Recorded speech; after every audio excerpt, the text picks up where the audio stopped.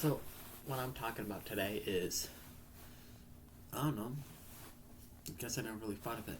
I want to practice something though. I want to practice speaking real slow, sounding thoughtful. What is an empire? That's a question that people have asked.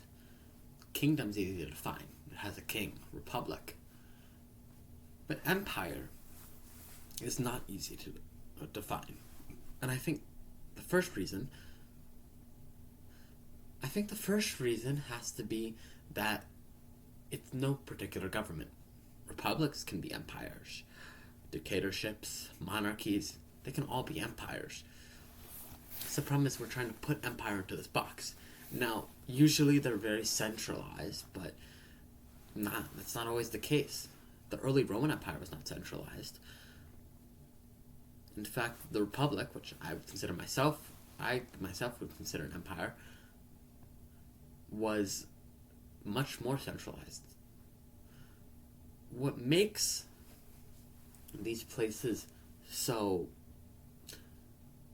what makes something an empire, it has to do with the fact that it is undefinable.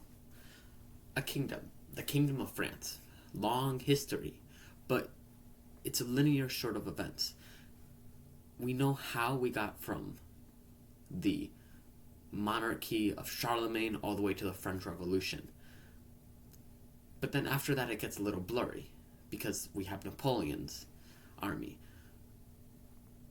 We have a Germany, which we've never been able to quite decipher. Why did the Protestant Reformation happen where it did? Why did the industrialization, the Calvinists, why did Prussia rise? And it has to do with the fact that Germany was always an empire. The Holy Roman Empire, the German Empire, the Nazi Empire. Germany has always been a very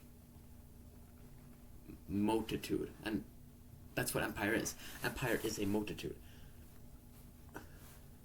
The seeming contradiction of Rome is that it had a very powerful military dictatorship, but civil control was completely local, down to the town. Towns had insane amounts of autonomy.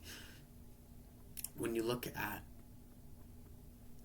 also the Roman Republic, as well as the empire, how do you have, on one hand, you have military and war and brutal war, greed, and on the other hand, you have beautiful works.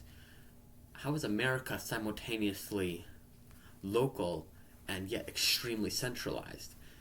How can a decentralized state muster its force?